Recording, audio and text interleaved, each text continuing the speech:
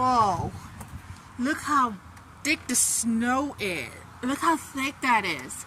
So, I highly advise you, I know it's supposed to get below freezing tonight, so I highly advise you not to go out unless it's an emergency, but anyways, if you live in Tennessee area, make sure to be safe and have a wonderful day.